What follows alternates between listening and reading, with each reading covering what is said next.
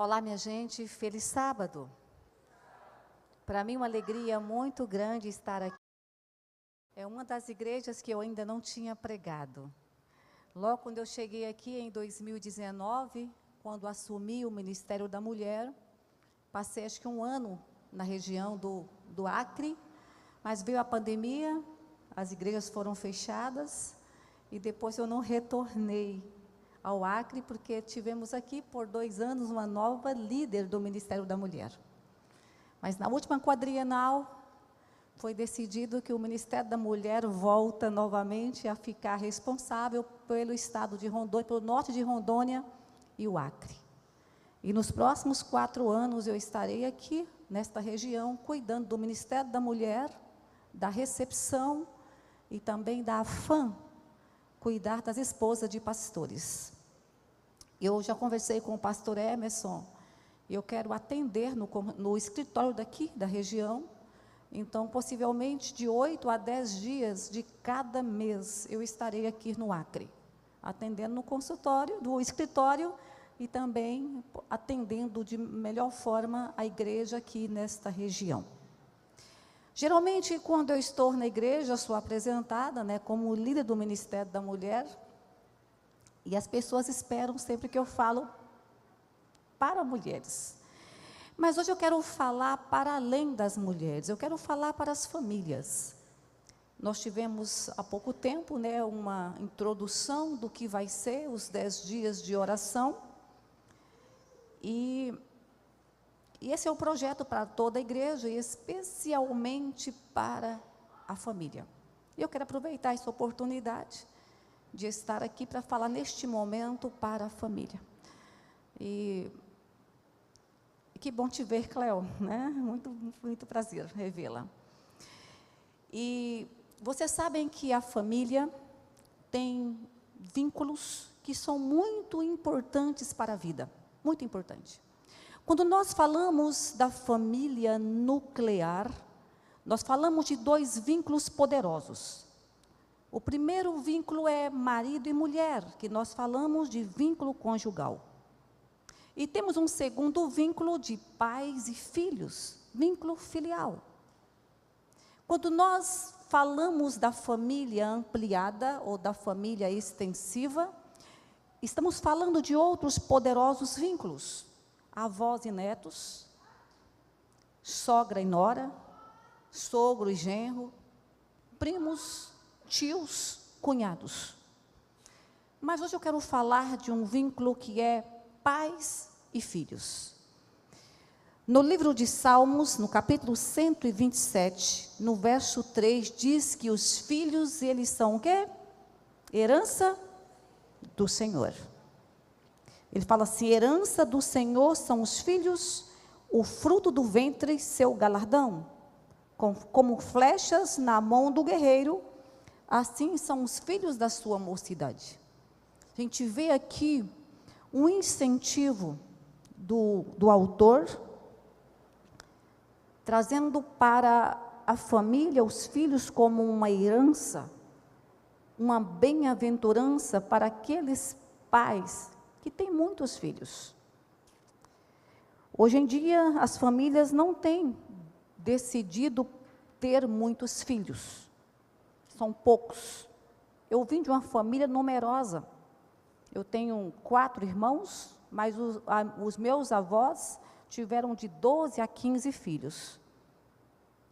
E filhos, eles devem ser vistos por cada um de nós como um presente, uma herança do Senhor.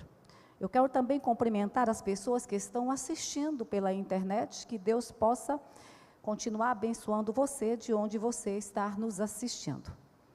Agora eu quero que vocês abram a Bíblia no livro de Salmos, capítulo 23, porque a mensagem de hoje está embasada nestes salmos. Os salmos do pastor, que é um salmos que todos nós conhecemos bem. Eu li recentemente um artigo de alguém falando sobre esses salmos na relação de pais e filhos, na educação de pais e filhos. Eu fiquei impressionada da forma como a autora falou sobre essa temática, e eu vou usar como essência da mensagem de hoje, esse sermão desse artigo. Todos encontraram? Salmos capítulo 23? Agora, do jeito que você está, feche os olhos e vamos orar. Senhor, neste momento a tua palavra está aberta. Palavras que curam, palavras que são capazes de penetrar no mais fundo do nosso ser. Palavras que podem transformar tristezas em alegria. Palavra que pode transformar alívio, as dores que nós sentimos com tanta intensidade em nosso coração. Palavra, Senhor, que pode nos dar esperança, que pode nos dar fé. E são essas palavras, Senhor, que nós queremos ouvir neste momento, somente essas palavras. Que o único ruído que nós possamos ouvir a partir de agora nesta igreja, seja a tua palavra falando aos nossos corações. Da mesma forma, Senhor, que o agricultor prepara o solo, prepara a terra para lançar a semente. Te pedimos que neste momento o Senhor prepare o nosso coração, para a tua semente, a tua palavra, ela seja lançada, e que ela venha produzir muitos frutos. Que nós possamos, ó Pai, praticar cada palavra, cada advertência, e também colocarmos em nosso coração cada esperança que o Senhor nos oferece nesta manhã. Fique conosco, Senhor. Permaneça neste lugar. É o que nós te pedimos, já te agradecemos. Em nome de Jesus. Amém.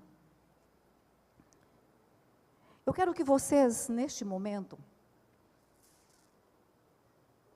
analise, imagine um carro. Não importa a marca, não importa a cor. Eu quero que vocês, ao ouvir a mensagem de hoje, que vocês imaginem esse carro, porque eu quero que vocês entendam como os princípios que vamos estudar nesta manhã, eles são importantes para o processo de desenvolvimento saudável dos nossos filhos. Por que eu quero que vocês imaginem um carro? Porque eu quero que vocês entendam que para um carro movimentar, não importa o preço, não importa o ano, não importa a marca, ele precisa que os 4 pneus, eles girem de forma simultânea. Se um pneu enganchar, se um pneu furar, o carro ele vai ter dificuldade para movimentar. Embora eu fale desses princípios de formas separadas, até didaticamente é mais fácil compreendermos, mas eu quero que vocês imaginem esses 4 princípios acontecendo ao mesmo tempo na vida do seu filho, para que esse processo de desenvolvimento ele seja saudável. Porque eu sei que todos que estão aqui hoje, ou você é pai e mãe de alguém, ou é filho de alguém. Então, eu acredito que todos vão ser contemplados com os princípios que vamos apresentar nesta manhã. Então, imagine isso. Como esses princípios, eles precisam estarem funcionando ao mesmo tempo para que os nossos filhos possam desenvolver de forma saudável. Nos anos que eu trabalhei em consultório, eu nunca recebi um casal que estava em processo de separação, ou que estava vivendo algum tipo de crise, que dissesse para mim: Reviane, nós estamos separando porque o meu marido ou nós não temos uma conta volumosa em um banco, ou porque eu não tenho uma casa na beira de uma praia, ou porque nós não temos um carro do ano.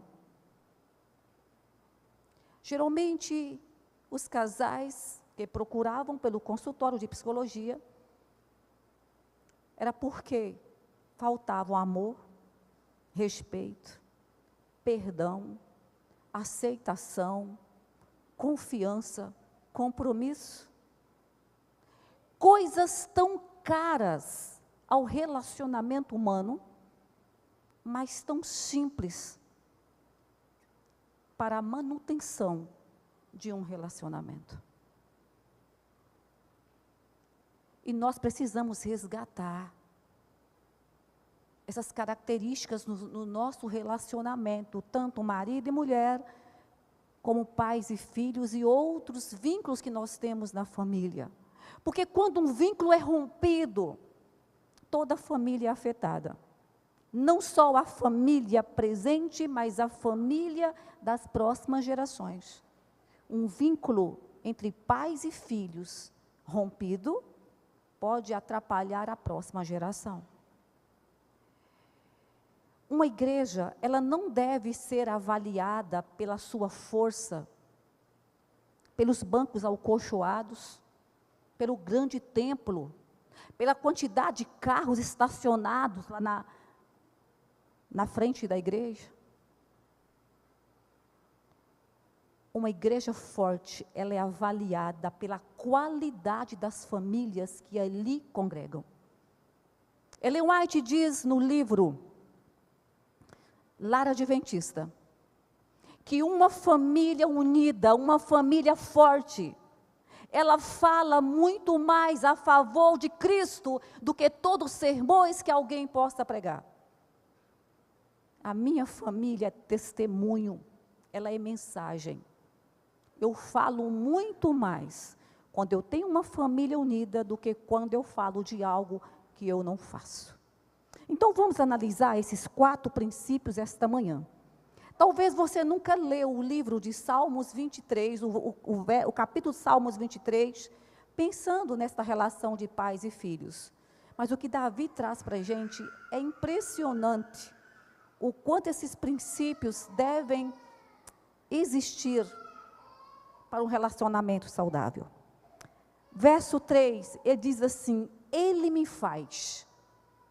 Esse princípio é um princípio de disciplina. O primeiro princípio na relação pais e filhos é o princípio da disciplina. Filho precisa ter disciplina.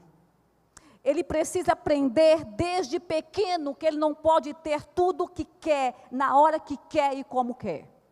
E os pais precisam colocar limites. Na psicanálise vai dizer que toda criança, quando nasce, ela é regida pelo princípio do prazer. Se você impedir que o seu filho coloque a mão na vela que está acesa, quando ele é pequeno, ele chora. Se você impedir que ele lute com um cachorro valente, ele vai chorar. Se você impedir que ele coloque uma barata na boca, ele vai chorar. E os pais dizem: não, não pode, não pode, não pode, não pode. E é esse não que vai constituir o seu filho de forma saudável emocionalmente. Eu já atendi no consultório mais adolescentes traumatizados por ouvir sim do que por ouvir não. O não é necessário. E os pais não podem ter medo dos filhos rejeitarem eles. Tem pai que tem medo. Se eu disser não, ele não gosta mais de mim. Não. Os filhos, quando nascem, o céu para eles é o limite. E é preciso que os pais criem um muro de proteção para que os filhos saibam que existem lugares que eles não podem passar. Eles não podem ir. Eu não vou aprofundar muito nesse princípio, a importância que a mãe tem para que esse princípio seja internalizado, porque não vai dar tempo. Mas esse é um princípio que a mãe precisa ajudar o pai a demonstrar autoridade. Um homem só consegue ser pai do seu próprio filho se a mãe autorizar. Uma mãe que não está blindada com o pai da criança, é possível que essa obediência, esses limites, eles não serão internalizados. Eu não estou falando de um filho que obedece à mãe, o pai, por medo. Eu falo de um filho que obedece o pai e a mãe por temor. Há uma diferença. E para que um filho obedeça o pai por temor, esse princípio, ele precisa estar internalizado dentro dele, desde quando ele é pequeno. Eu lembro quando eu morava em Abreu e Lima, em Pernambuco, meu esposo era pastor naquele distrito, um distrito muito violento. Eu morava numa casa que quando eu chegava, eu ligava para os vizinhos perguntando, está tranquilo aí, eu posso ir? Porque sempre tinha um corpo jogado num terreno baldio de alguém que foi executado pelo tráfico de drogas.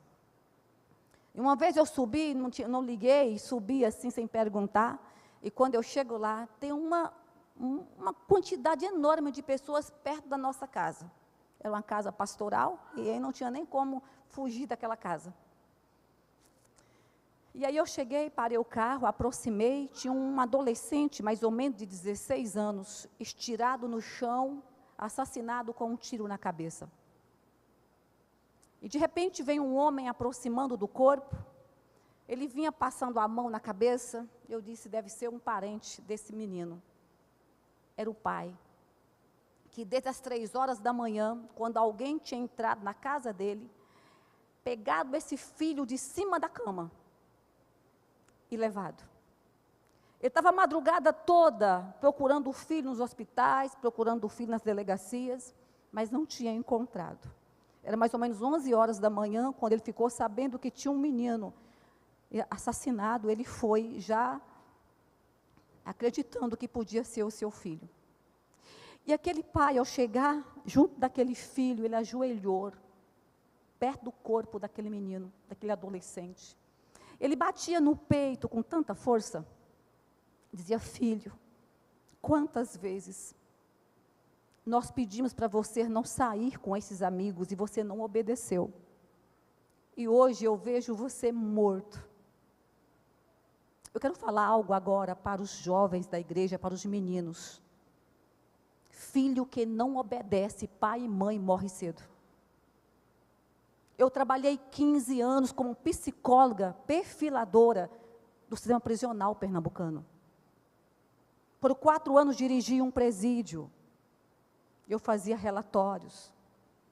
Você não tem ideia a quantidade de pessoas que estão presas hoje, porque não ouviram o pai e a mãe. O 5º mandamento disse, honra teu pai e tua mãe, porque os seus dias na terra serão prolongados. Este é o mandamento com promessa. Mas os pais também precisam ter a consciência, ter a sabedoria de como educar os filhos. Tem três palavras que nós usamos muito hoje, que elas têm uma diferença. A primeira palavra é conhecimento. Vocês sabem o que significa conhecimento? Conhecimento é apenas informação. O seu filho pode adquirir em qualquer lugar. Com a palestra, na internet, numa faculdade, da escola. Até mesmo com alguns amigos que falam sobre coisas interessantes. Mas conhecimento é só informação. A segunda palavra é compreensão. Ou seja, a segunda palavra é entendimento. Que quer dizer o quê? Compreensão. É você entender a informação que você está ouvindo. Às vezes a gente lê para o nosso filho uma meditação e pergunta, o que você compreendeu? Ele não consegue dizer nada. Hoje o brasileiro é analfabeto funcional. Ele não consegue interpretar um texto. Ele escuta uma informação na televisão, mas não compreende o que está ouvindo. É a compreensão que garante que o nosso filho entendeu aquilo que ouviu. É por isso que os pais têm que perguntar, você compreendeu o que eu te falei? Você compreendeu o que você ouviu? Mas tem uma terceira palavra, que diz sabedoria. O que quer dizer sabedoria? Aplicação.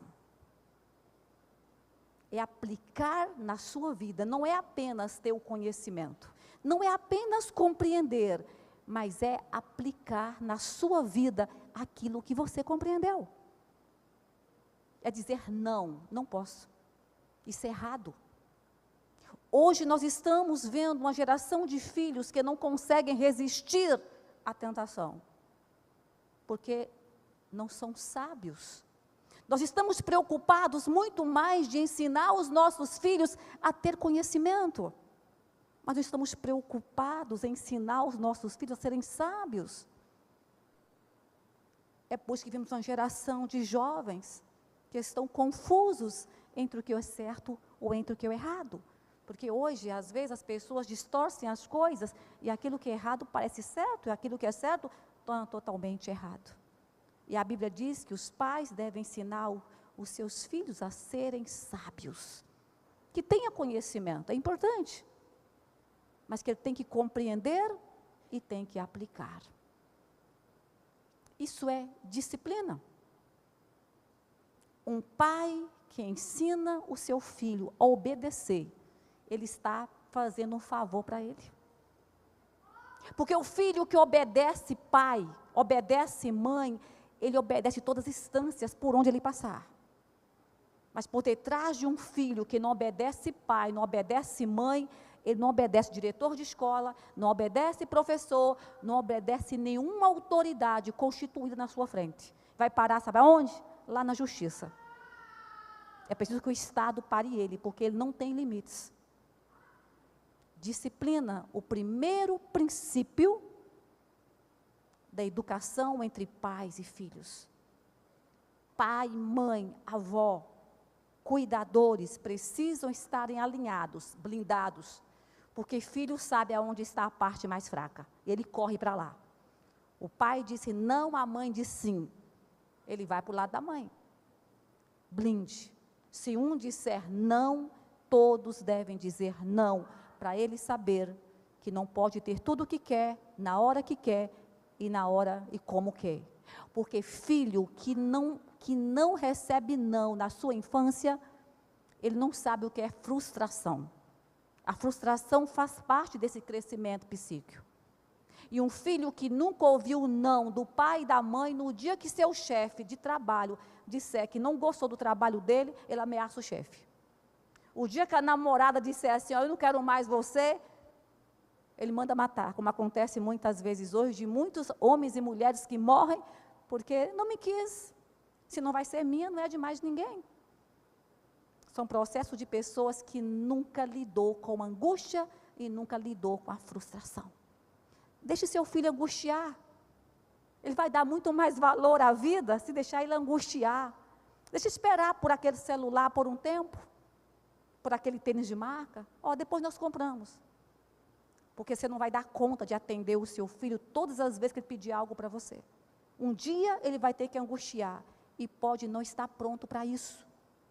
Porque na hora que a angústia invadir o coração dele, ele pode sentir que vai ser aniquilado. E aí, ele pode buscar por algumas coisas que vai preencher esse vazio. As drogas e outras coisas mais. Segundo princípio, está no mesmo verso. No verso 3, leva-me. Davi está falando de exemplo. O segundo princípio, primeiro disciplina, o segundo exemplo. Aquela máxima que diz, faça o que eu digo, mas não faça o que eu faço, não funciona para pais e filhos.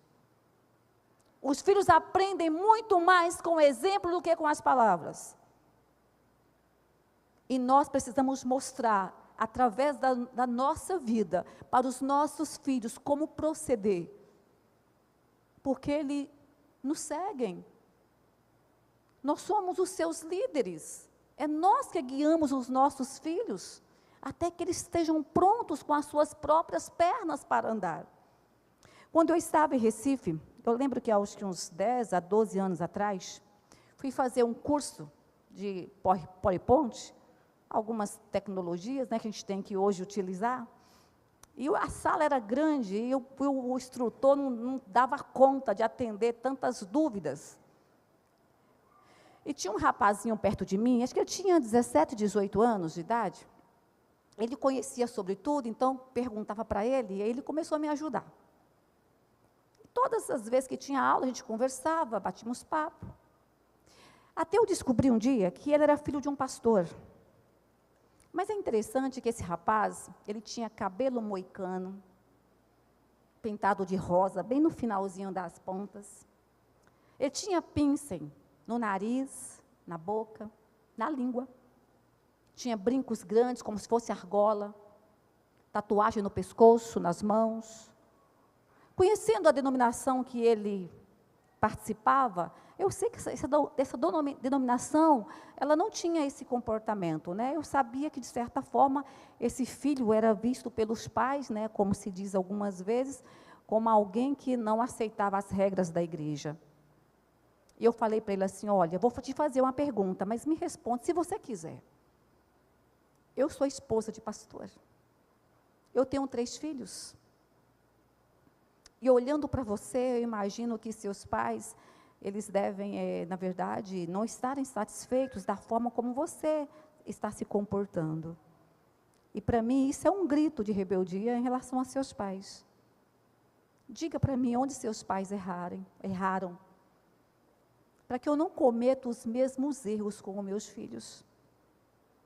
Ele olhou para mim e disse, viva o que você prega.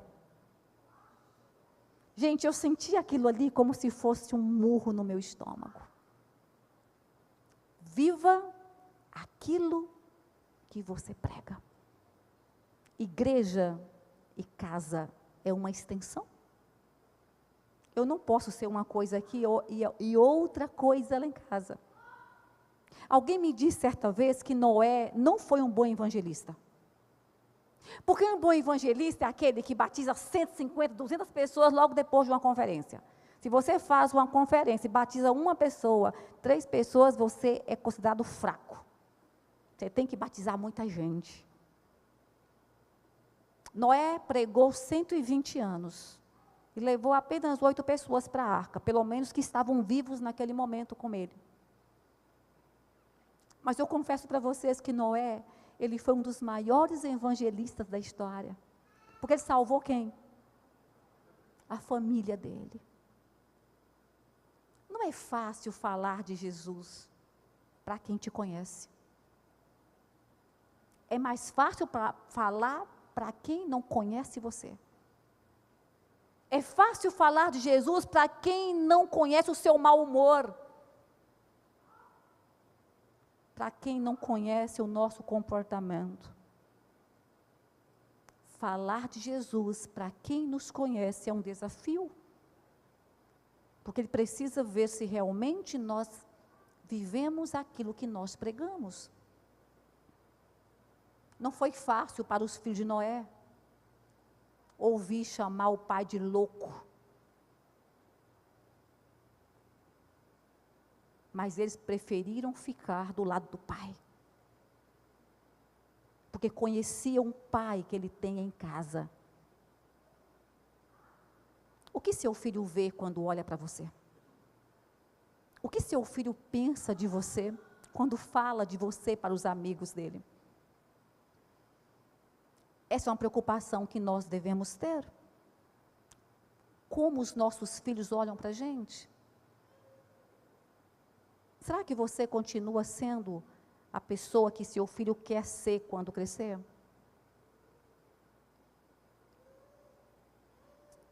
O terceiro princípio está no verso 3. Refrigera a minha alma. Primeiro princípio, disciplina. Segundo, exemplo. Terceiro, palavras de afirmação. Às vezes nós brigamos tanto com os nossos filhos, exigimos tanto deles, e esquecemos de elogiá-los, de dizer o quanto eles são importantes, o quanto eles são especiais, o quanto ele te traz orgulho, o quanto você é feliz tendo ele perto de você. Os nossos filhos às vezes escutam palavras tão dolorosas, que ficam estagnados a vida inteira. Eles não conseguem sair do lugar. O meu marido, Ele é adotado. Ele foi rejeitado pela mãe verdadeira dele. E também foi rejeitado pela mãe que o adotou. O meu marido, ele não lembra da sua infância dos 7 aos 13 anos de idade. De vez em quando, um fragmento ali vem na memória dele, mas muito pouco. Já pedi para ele procurar terapia, ele disse que não quer mexer não, tem medo de descobrir o que tem lá. Mas eu sei que esse passado dele, até hoje, afeta a vida dele em alguns aspectos. Quando ele tinha mais ou menos de 13 a 15 anos de idade, ou talvez um pouquinho menos, ele morava num bairro em Recife, que bem perto da casa dele tinha o quartel da polícia militar. E todos os dias de manhã os cadetes passavam marchando, em frente à casa dele. Ele dizia assim: quando eu crescer eu quero ser um soldado. E a mãe disse: você vai ser um puxador de carroça. Foi para isso que você nasceu. Eu não estou aqui, gente, inferiorizando a profissão de quem puxa uma carroça. Todo trabalho é digno. Mas quando você joga água no sonho de um filho, que quer ser talvez alguém um pouco maior, pensa um pouco mais alto, é um crime o que você está fazendo com ele. Mas meu esposo teve a oportunidade de se tornar adventista aos 16 anos de idade. E ganhou uma bolsa para ir para o IAN. E hoje ele é um pastor. Hoje ele é um soldado de Jesus. Mas nem todas as crianças têm a mesma sorte. Ou têm a mesma oportunidade. Alguns podem reverter a situação. Talvez por alguém que estende a mão para ele. Mas muitos, infelizmente, podem não ter a mesma sorte. Eu li um livro bem interessante, o nome do livro é A Chave para Alcançar o Coração do Seu Filho. Não lembro agora o nome do autor. E neste livro, o autor fazia um desafio. Ele pedia para que os pais procurassem os filhos e perguntassem para os filhos se em algum momento eles haviam dito algo ou feito algo que causou uma ferida no coração do filho. E se caso o filho dissesse que sim, que nós deveríamos pedir perdão. Porque a Bíblia diz: restaura a minha alma. Os pais têm o poder de curar o coração dos filhos com o perdão. Então tem filhos hoje que estão magoados com os pais e repetem as mesmas coisas com os filhos, porque não foram curados dessas feridas da infância. E nós sabemos que pessoas feridas ferem. Geralmente, quando eu vejo uma pessoa que fere, eu falo assim: pobre pessoa, pobre, coitada. Deve ser uma pessoa muito ferida na vida para ferir o outro. Pessoas curadas amam. E eu decidi aceitar o desafio e fui falar com os meus filhos. Cheguei para o mais velho, Felipe, que na época tinha acho que uns 19 a 20 anos de idade. Felipe foi um menino que me deu muito trabalho. Um dia eu prometi que nunca mais ia falar de família, porque ele parecia que fazia tudo para poder me intimidar em relação à família. Porque ele aprontava. Aprontava e eu peguei pesado com ele, eu e o pai dele. Não dava para ele chance. Eu orava todo dia para o meu filho não sair da igreja. Eu orava todo dia para o meu filho não envolver com drogas. Eu tinha um hábito em casa, desde pequeno, eu sempre gostei de botar meus filhos no colo, de abraçar, de cheirar. Quando nós não olhamos para os nossos filhos todos os dias, amanhã eu posso não reconhecê-lo. E às vezes chegava, eu passava pelo corredor e eu abraçava. Sabe por que eu abraçava meu filho, muitas vezes? Para ver se tinha cheiro de alguma coisa, de cigarro, um outro cheiro estranho. Mas se você for cheirar o seu filho depois de grande, vai ser estranho para ele. Você nunca fez isso antes. É por isso que se faz isso de pequeno. E aí, eu perguntei: Felipe, eu provoquei alguma ferida em você? Porque eu falava coisas pesadas para você às vezes. Eu trabalhava no presídio ainda, aí que eu pegava pesado mesmo. Cheguei a levar ele no presídio umas 3 vezes, para ele ver como é que o povo lá era, como é que o povo vivia lá dentro do presídio. Eu disse: obedece seu pai e sua mãe. Obedeça. Esse não, mãe, a senhora não provocou nenhuma ferida em mim. o que a senhora me disse, eu tinha que ouvir. Eu agradeço a senhora e papai por não ter me abandonado e não ter desistido de mim, e ter falado e me mostrado o que eu precisava ver. Nada, está tudo tranquilo. Fui para o meu filho mais novo, Lucas, que na época acho que tinha uns 14 anos. Eu perguntei, Lucas, em algum momento eu feri você? O Lucas é aquele menino que ele tem uma língua afiada. Hoje ele é advogado, eu acho que ele vai se dar muito bem no tribunal, porque ele tem tudo assim na ponta da língua. Parece que ele não pensa muito não, ele fala. Um dia eu chamei ele de malcriado, eu falei, malcriado? A senhora ouviu o que a senhora acabou de me dizer? Sim, ouvi. Se eu sou malcriada, a culpa é tua, você que me criou. Lucas, esse tipo de menino, ele tem uma resposta para tudo.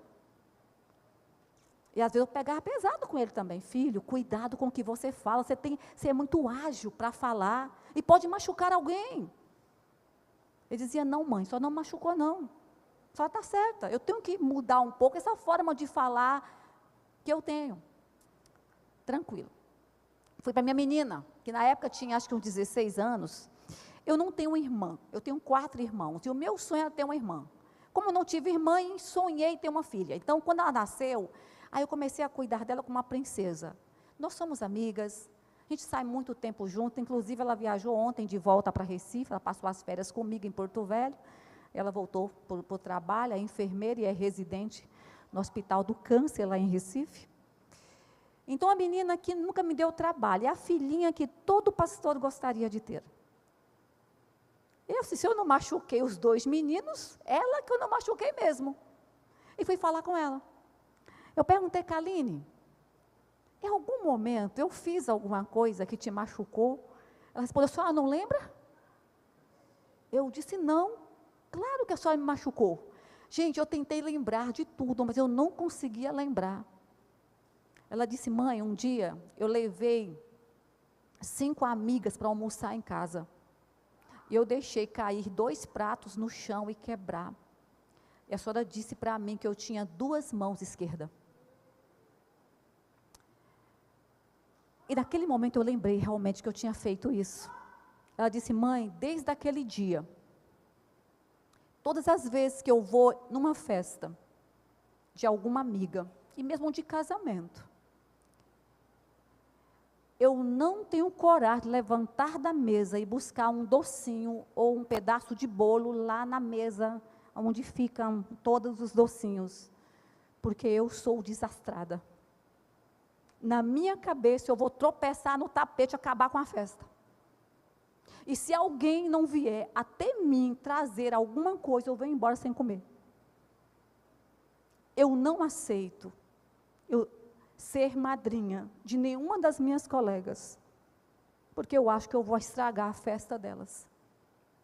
Naquele momento eu chorei tanto, tanto. Eu disse, filha, como é que eu fui tão estúpida contigo? Eu não tinha o direito nem de pensar algo assim. Mas naquele momento eu tive uma grande oportunidade de curar o coração da minha filha. Você não imagina a quantidade de filhos hoje que podem estarem estagnados na vida por causa de palavras que nós falamos na infância e que abriu feridas. E às vezes casam, e aquela pessoa com quem ela casou, parece que repete as mesmas palavras que os pais disseram. Um filho que cresceu em uma casa onde o pai dizia que ele era incapaz, que ele era preguiçoso. Ele ouviu isso a vida inteira dos pais, e quando casa, ouve a mesma coisa da esposa, você é preguiçoso, você é incapaz. Olha para os homens aí, tudo consegue menos você. Achando que isso vai ajudar, só prejudica mais as coisas. Qual é a ferida que está no seu coração? Eu faço um desafio nesta manhã aos pais. Pergunte para o seu filho e a sua filha, se tem alguma ferida no coração dele, no coração dela, que você provocou, então peça perdão, tenha a humildade de pedir perdão, para que você quebre esse vínculo maldito de várias pessoas que repetem as mesmas coisas em várias gerações, Porque as feridas só transferem de um para o outro quando não são curadas. E a Bíblia diz, da mesma forma que Deus, Ele tem o poder de curar as nossas feridas, os pais também têm o poder de curar a ferida no coração dos seus filhos. O quarto,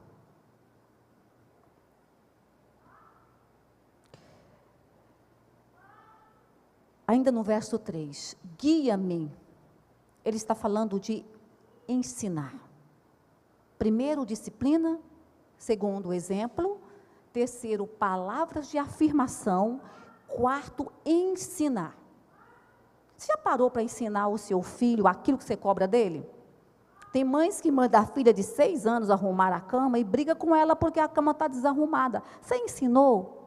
Já ensinou uma pessoa a jogar um edredom em cima de uma cama e forrar bem direitinho? Gente, é complicado. Eu aprendi a botar uma roupa no cabide, eu já era adulta. Eu não sabia colocar uma camisa masculina certinha no cabide. Demora. A criança vai lavar os pratos, pega o detergente e bota tudo dentro da pia. Quando chega lá, tem uma montanha de espuma. E você, sai daqui, menina, sabe fazer nada direito, e bate na menina ou no menino. Você ensinou? Você ensinou para ela que pega o detergente, que bota um pouquinho dentro de uma vasilhinha de plástico, bota um pouquinho de água, vai pegando a esponja e vai lavando? Ensinou a fazer isso? Como você vai cobrar do seu filho algo que você não ensinou? Você deve ensinar os seus filhos a fazer as coisas como ensina a fazer uma receita de bolo. Primeiro você bota o trigo, depois você coloca os ovos, coloca a margarina. Ensine. No livro de Provérbios, capítulo 22, verso 6, Salomão diz assim, ensine o seu filho no caminho em que deve andar. Ele não fala o caminho, há uma diferença entre o adjetivo, na preposição no e o. Qual é a diferença? Ensinar o caminho é você falar assim, olha, o lugar para onde você vai aqui direto, lá na frente você vai virar à esquerda, depois você vira à direita, depois você vira à esquerda. Ele pode errar. Quantas vezes você errou quando alguém ensinou para você o caminho, você teve que parar algumas vezes para perguntar se você estava no caminho certo? Ensinar no caminho é pegar a mão dele, levar junto com você. Você vai ter garantia que ele não vai errar, até que ele conheça o caminho. Porque se um dia ele errar, ele sabe o caminho de volta. Nesta promessa, não foi prometido que os nossos filhos não rebelariam. Eu posso estar falando agora com pais que, infelizmente, estão com os filhos afastados da igreja. Mas existe uma promessa. Ensine o seu filho no caminho em que deve andar, pois quando ele for velho ou grande, ele não desviará dele. Se você é pai, se você é mãe, que ensinou o seu filho no caminho, reivindique a promessa. Senhor, eu ensinei, eu levei para a igreja, Senhor, eu fiz o culto familiar todos os dias, eu ensinei para ele os princípios. Por algum motivo, ele afastou, mas o Senhor me prometeu, traga de volta, ele conhece o caminho, traga de volta, e você vai ter uma surpresa, talvez não neste mundo, mas o dia que Jesus voltar, o teu filho estará lá, mesmo que você morra antes de seu filho voltar para a igreja, mas estará lá no dia que Jesus voltar, e você verá o seu filho, porque o nosso Deus, Ele não falha, nunca, e esta é uma promessa, mas para isso, eu tenho que ensinar o meu filho no caminho, é pegar ele pela mão, e caminhar com ele. Aí Davi diz assim, amor e segurança, e misericórdia, certamente o seguirão, por todos os dias da vida dele. Trabalhando por muito tempo no presídio, eu percebi que o que falta naquela população que está ali é empatia. Eles não têm empatia. Eles não têm amor pelo outro. Eles não conseguem colocar no lugar do outro. É por isso que eles tomam o que o outro tem. toma o dinheiro, toma o celular e toma a própria vida daquela pessoa. Que são pessoas que não sabem a importância que tem o outro. Mas Davi diz aqui, amor, bondade e misericórdia certamente o seguirão. Quando nós ensinamos nossos filhos a disciplina, o exemplo, estou falando de um exemplo cristão, palavras de afirmação, e nós o ensinamos, amor e misericórdia certamente o seguirão por todos os dias da sua vida. Ele finaliza com a grande promessa, e eles habitarão na casa do Senhor para todo o sempre. Existe alegria maior de um pai e de uma mãe ver o seu filho habitar na casa do Senhor? Embora não temos garantia. Filho não é como o banco que você investe uma quantidade de dinheiro e depois você vai lá e pega os juros. Não. Mas os filhos são heranças do Senhor. E se tem um projeto neste mundo que Deus quer ser o nosso parceiro, é na família. Uma família unida, uma família harmoniosa, ela fala muito mais a favor de Cristo do que todos os sermões que alguém possa pregar.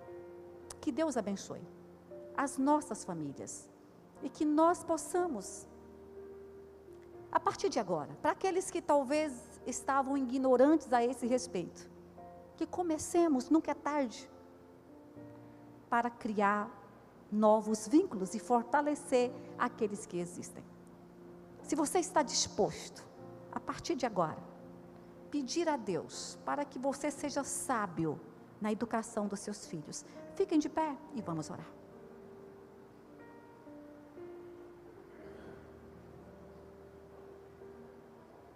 Oremos. Senhor, estamos aqui nesta manhã de sábado. E aqui nós temos muitas famílias, Senhor. E nós sabemos que uma igreja forte, ela é constituída por famílias fortes. E nós te clamamos esta manhã para que o Senhor nos conceda sabedoria dos altos céus, para que nós possamos cuidar dos nossos filhos, fortalecer esses relacionamentos. E, além de tudo, Senhor, acima de tudo, que nos ajude a preparar os nossos filhos para a eternidade. Porque no dia que o Senhor retornar, nós queremos estar lá com as nossas famílias. Nós sabemos, ó Pai, que a família, ela é uma ideia tua. E o Senhor criou a família para ser um laboratório onde o coração humano, ele é formado. Então nos ajude, ó Pai, a cuidar dos nossos filhos, e que eles possam crescer seguros de que o Senhor é Deus, que o Senhor existe, e que o Senhor cuida deles, e que eles tenham no seu coração o desejo e o interesse de te buscar cada dia. Abençoe esta igreja, Senhor, e abençoe cada família aqui reunida. É o que nós te pedimos, te agradecemos, em nome de Jesus. Amém.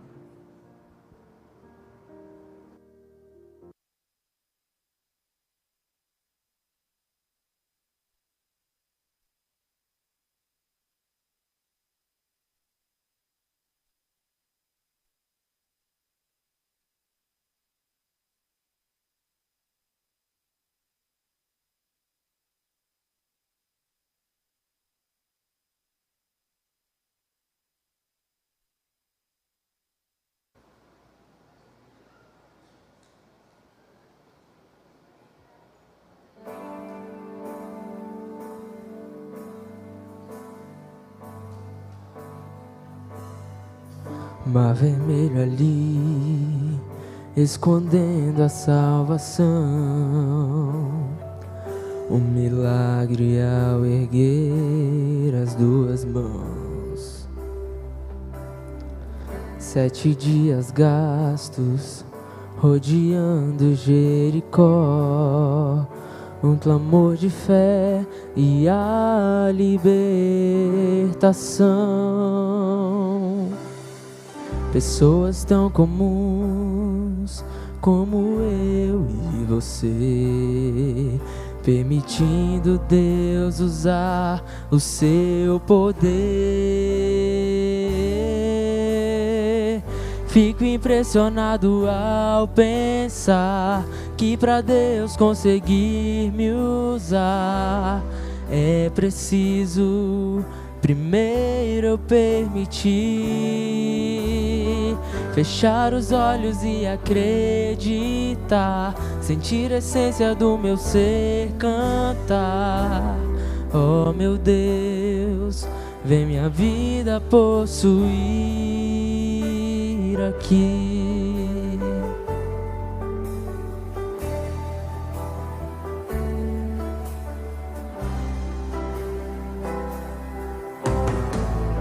Um gigante ali, bloqueando a luz do sol. 5 pedras pra fazer o chão tremer. Uma gravidez dias antes de casar, e a emoção de ver Jesus nascer.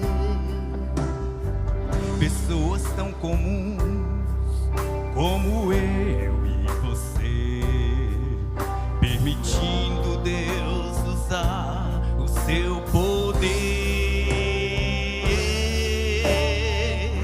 Fico impressionado ao pensar que pra Deus conseguir me usar é preciso primeiro eu permitir fechar os olhos e acreditar, sentir a essência do meu ser cantar. Oh meu Deus, vem minha vida possuir aqui um Deus que é infinito em saber, escolheu usar a limitação do meu ser. Se eu apenas permitir, fico impressionado ao pensar que pra Deus conseguir me usar é preciso primeiro eu permitir. Fico impressionado ao pensar que pra Deus conseguir me usar é preciso primeiro eu permitir fechar os olhos e acreditar, sentir a essência do meu ser cantar. Oh meu Deus, vem minha vida possuir aqui.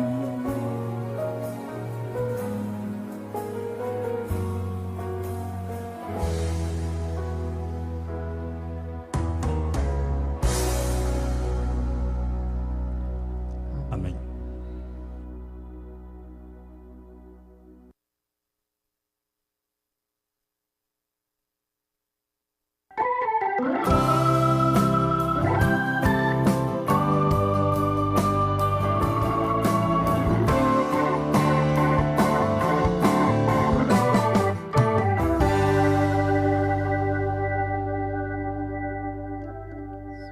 Feliz sábado.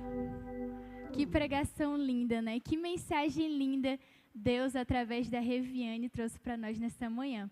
E gostaria de dar as boas-vindas para você que está nos visitando hoje. Seja muito bem-vindo, esperamos que você volte mais vezes. Também gostaria de dar um grande abraço para você que está nos assistindo através da live. A sua presença, mesmo de longe, também é muito importante. Esperamos muito que Deus tenha falado com você nessa manhã. Os anúncios de hoje, eu vou começar sobre o retiro. As inscrições vão até amanhã, dia 12. Então, se você deixou aí para a última hora, corre que dá tempo de fazer a sua inscrição. É até amanhã. Então, entre em contato com a direção jovem, pode ser o Anderson, pode ser a Carol, ou quem você achar melhor.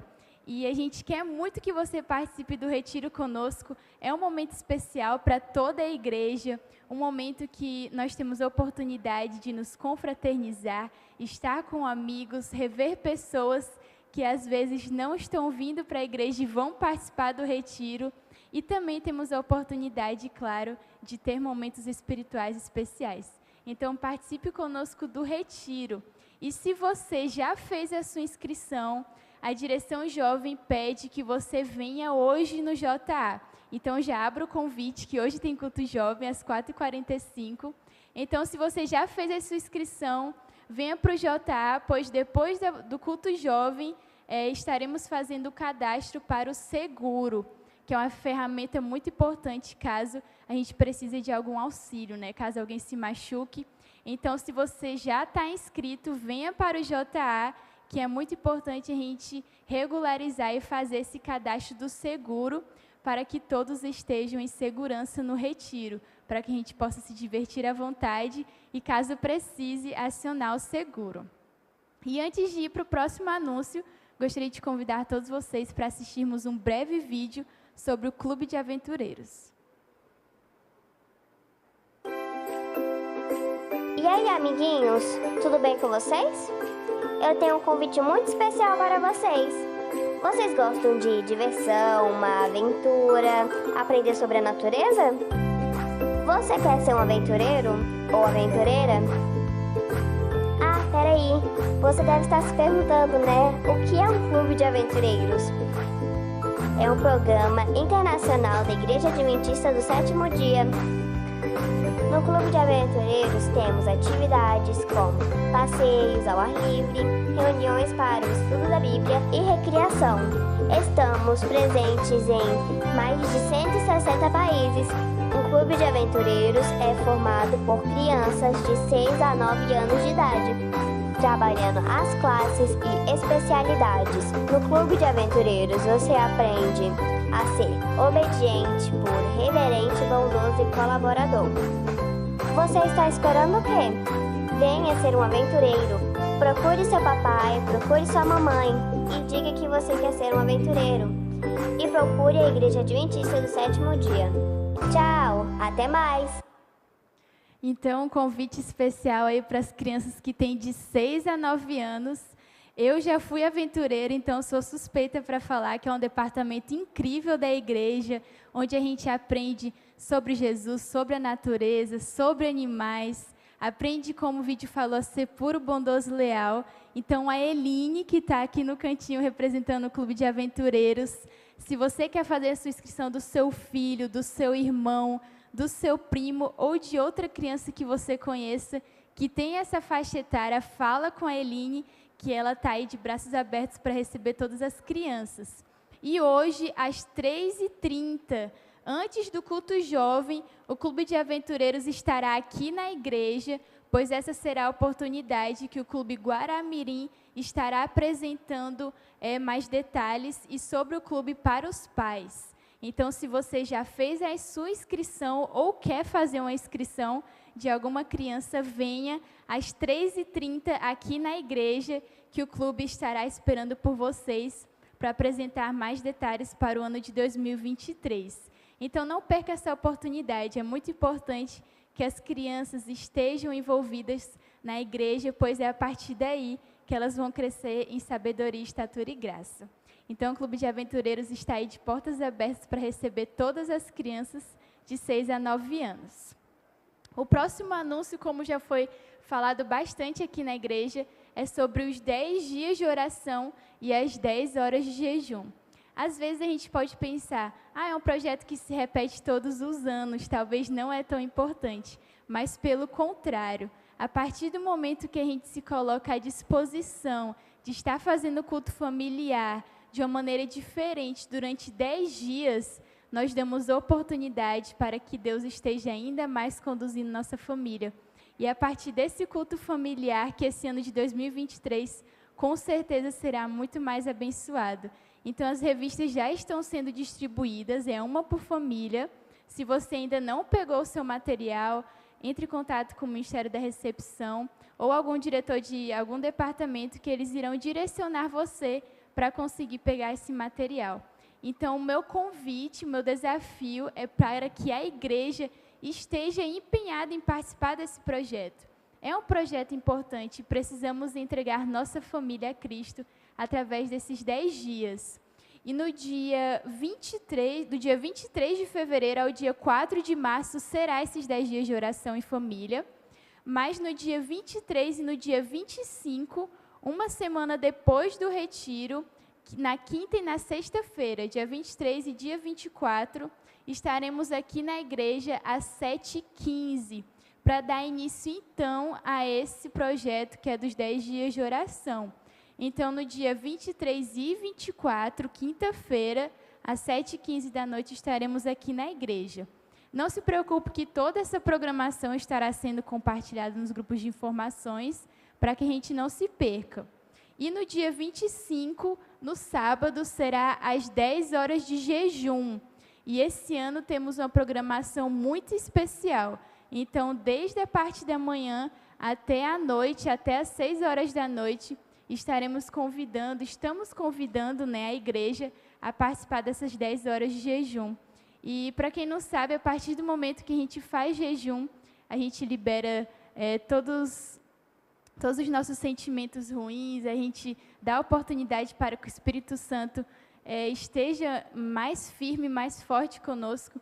E é a partir do momento que a gente deixa de lado a nossa carne humana e dá oportunidade para que Deus aja da melhor forma, pois o jejum, ele faz isso. Então, fica o convite para no dia 25 você estar aqui conosco.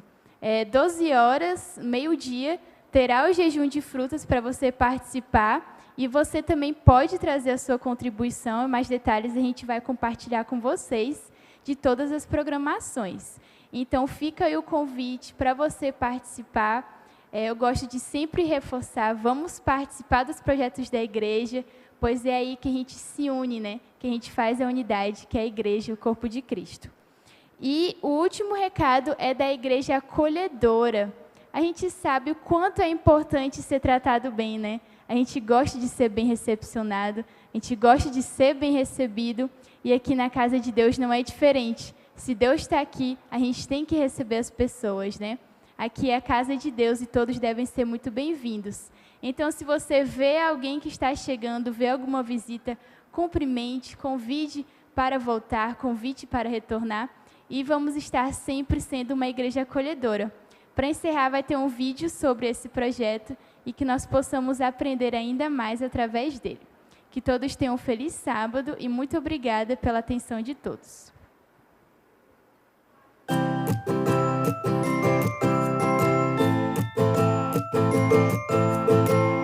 Quem é o amigo da igreja? Todo ser humano deve ser tratado como amigo na igreja. Jesus disse: Deus amou o mundo. Nenhum tipo de barreira pode isolar de nós os amigos que nos visitam. Chegar a todos é a nossa missão. Hoje vamos falar de atendimento e tratamento. Atendimento tem relação com as atividades ou serviços que a igreja oferece, cultos e programas em geral. Tratamento tem a ver diretamente com o coração humano. Atendimento é a efetividade, realização do que a igreja oferece. As pessoas se sentem atendidas em nossas igrejas quando encontram o que buscam ou são surpreendidas positivamente com o conteúdo que lhes interessa. Tratamento é a afetividade, fraternidade com a qual a igreja trata os amigos de Jesus. As pessoas se sentem tratadas em nossas igrejas quando se sentem amadas e notadas. Atender é bom, tratar é fundamental. Sejamos bons e amorosos.